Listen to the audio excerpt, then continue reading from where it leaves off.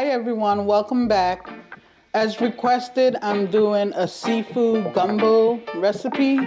It is 20 degrees outside, so if you want something that's gonna grab you to your bones, this seafood gumbo recipe, I guarantee, is gonna satisfy. First, I'm gonna go over all the ingredients that I'm using for the seafood gumbo and let you know or tell you about other seafood that you can possibly use if you have on hand to make your seafood gumbo. Okay, so first, these are the ingredients that I'm going to use for seasoning. I have one whole white onion that I chopped, I diced. There are three celery stalks that are chopped finely. This is the equivalent of one whole bell pepper, but I use orange, yellow, and red peppers, which I chopped up. But again, the equivalent of one whole bell pepper. I do have some adobo. I have some Creole seasoning, and then I have some Old Bay seasoning that I'm using. Then we have a tablespoon of Ground Gera, which is also smoked cumin. But if you don't have Gera, you can use cumin. There is a tablespoon of curry powder, a tablespoon of garlic powder, a tablespoon of smoked paprika, a tablespoon of red pepper flakes, and finally a tablespoon of onion powder. I also have 3 bay leaves, 5 cloves of garlic that I minced because that's my preferred method, but you can also press them if you want or chop it up finely. And then there are 3 scallions or green onions that are chopped up. Those are the basic seasonings that are going to be used. And I'm going to use these seasonings when I cook the seafood and then in the stock as well. So I want everything to be consistent.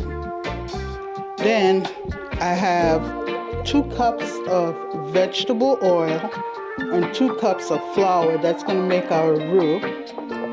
In here I have 2 pounds of large, clean, peeled and deveined shrimps that are washed and cleaned that I'm going to use.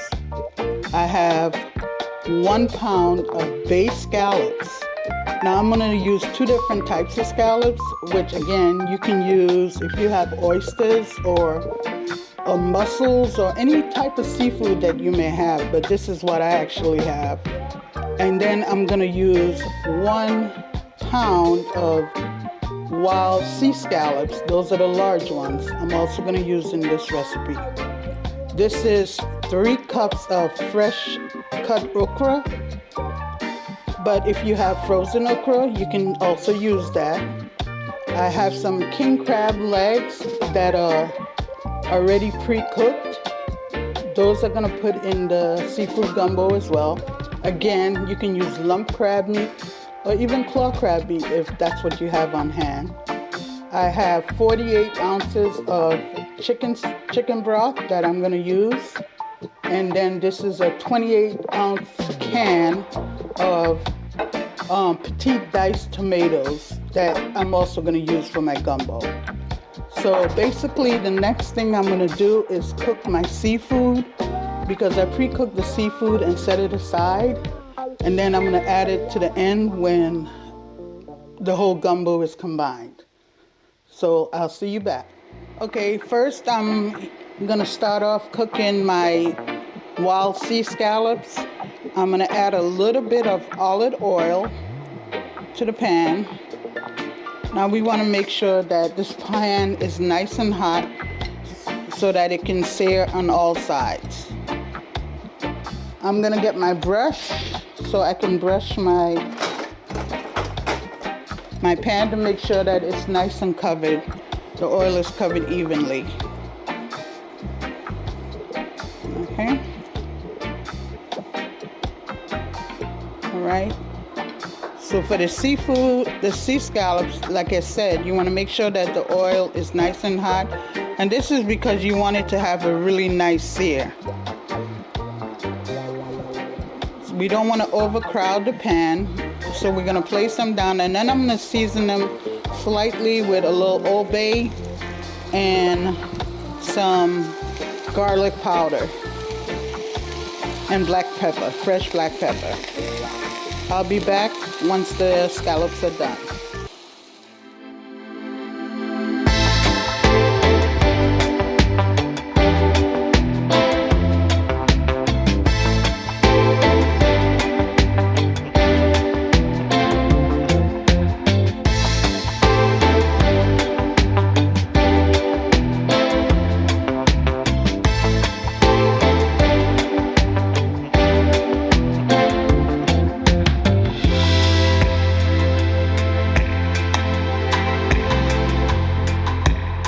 Okay, so it's been about 3 minutes. The scallops have gotten a nice sear on both sides. One thing you want to make sure is that you don't overcook any of the seafood, because it's gonna go into the hot gumbo liquid that is gonna, and you don't want it to get rubbery. So you want to make sure you take them out as soon as they get this nice beautiful sear, like that. And when I come back, I'm going to show you how I cook the bay scallops and the shrimps. Okay, so I'm heating up my pan. I'm going to go ahead and do the bay scallops next. As I did with the wild sea scallops, you're going to add a little bit of olive oil. And you want to spread the olive oil in the pan to make sure that the scallops cook evenly. And then we're gonna add our scallops and repeat the same seasoning process with the Old Bay, the Creole, and a little bit of garlic powder and fresh black pepper. Those are the same basic seasonings that I'm gonna be using. So the Bay scallops are smaller, so they're gonna cook much quicker. So again, we're gonna put them in the pan. Don't wanna ever put too much seafood in the pan at the same time. Overcrowd, that's the word I was looking for. And next thing, we're gonna just add them, and I'm gonna season them, and I'll show you the completed product.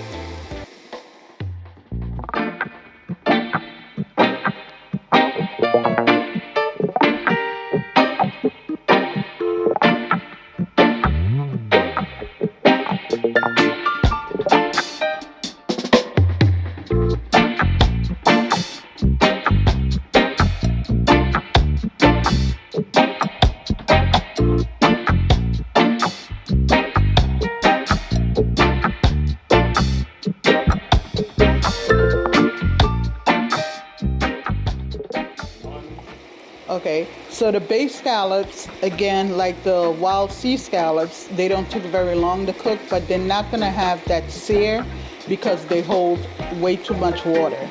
But this is perfect because we don't want to overcook them. So I'm gonna take those out, and when we come back, we're gonna start on the shrimps. Okay, so the bay and the wild scallops are cooked. Now we're gonna cook our shrimps, and the same basic process. We're gonna put a little bit of olive oil to the bottom of the pan. I'm gonna use my brush to spread the olive oil around, because I want to make sure that the shrimps cook evenly. Again, we're gonna cook our shrimps. We don't want to overcook our shrimps because we're gonna add it to the gumbo. So basically, the next thing we're gonna do is add our shrimps. I might have to do this in 2 batches because, again, we don't want to overcrowd the pan that the shrimps are in. And these are perfect shrimps for gumbo because they're bite-sized. These are large peel and deveined shrimps. So when we come back, I'm going to show you how I make the roux.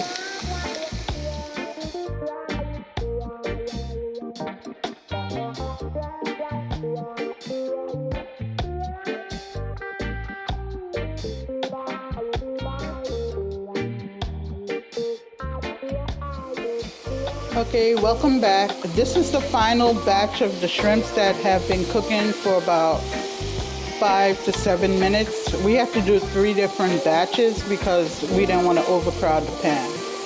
So the shrimps are about to come out. You want to make sure they're cooked but not overcooked, because as I said, it's going to go into the gumbo. So when I come back, I'm going to show you how I make my roux.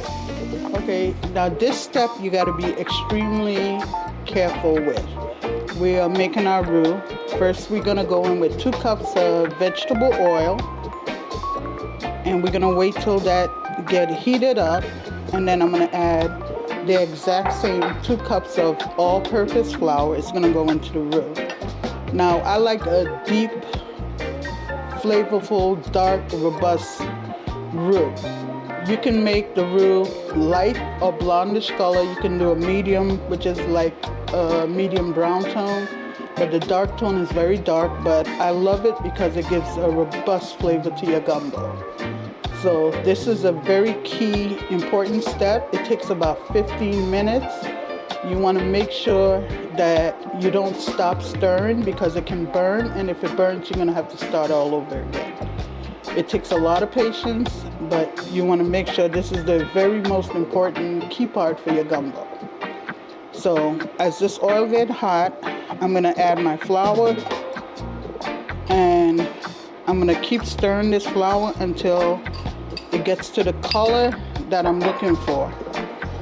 So we want to make sure that it's mixed thoroughly, the flour and the oil, and it's going to turn in, you're going to smell the roast flavor, smell that's coming from it. You're going to know when this roux is ready. And when I come back in about 15 minutes, I'm going to show you what the roux looks like when it's all done.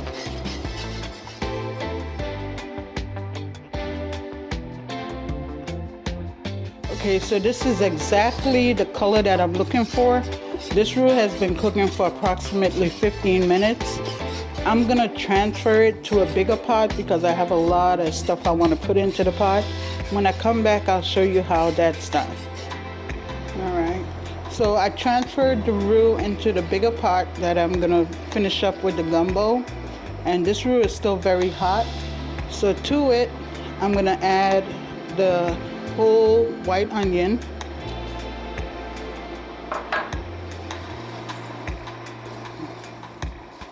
and then we're gonna add the celery and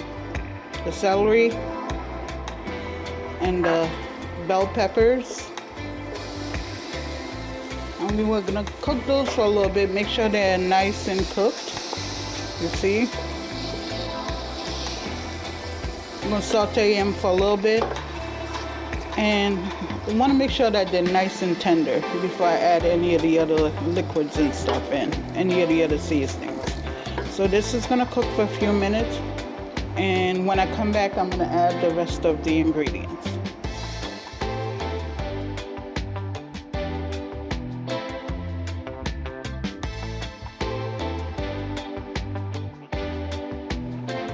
Okay, the bell peppers, onions, and celery have been cooking for about 5 minutes. To that, I'm going to add my 3 cups of cut okra. I'm going to add my 3 scallions, my 5 garlic that's been minced or grated actually. Then I'm gonna go in with my chicken broth, and then we're gonna bring everything to a boil. The chicken broth, we're gonna add the chicken broth, then I'm gonna add my tomatoes as well, and we're gonna go in with the rest of our seasoning. So we have the 3 bay leaves. I add those. A nice stir. Okay.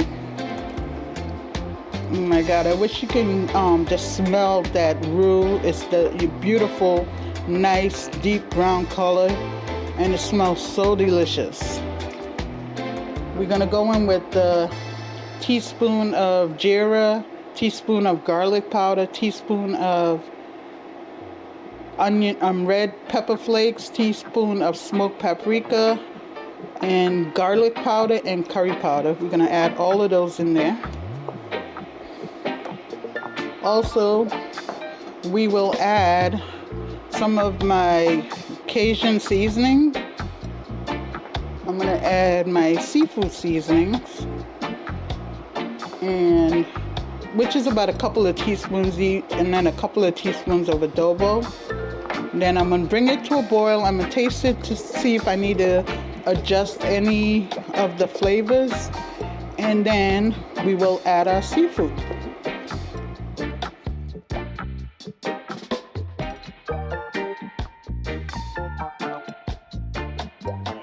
All right, so my gumbo has been cooking for about 15 minutes. It's boiling completely, it's nice and thick. And I'm gonna add my crab legs next. And then I'm gonna add the seafood once that comes to a complete boil. One of the most important things about gumbo is you can pretty much add whatever meat or that you like to it, or any kind of seafood that you want to add to it, basically. It's all in your preference. You can also eliminate the tomatoes and okra if you don't care for that. I actually like it, so that's why we added to ours. But we're gonna let that cook for an additional 10 minutes, and then I'm gonna add the balance of the seafood that's already cooked.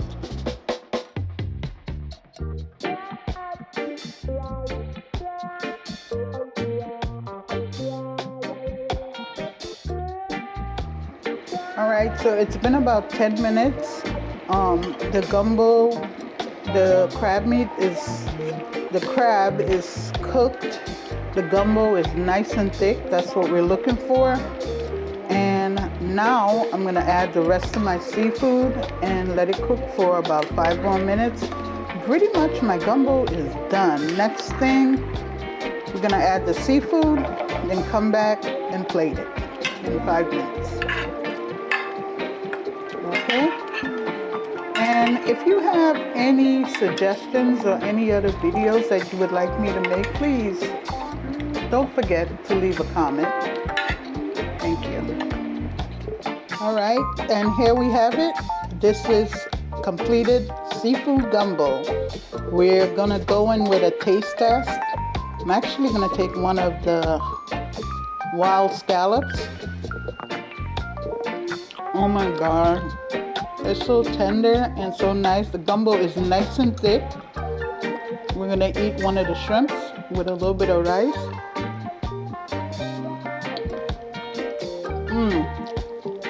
You gotta try this. Please remember to like, subscribe, and hit that notification button. Also, please share with your friends. Thanks for watching.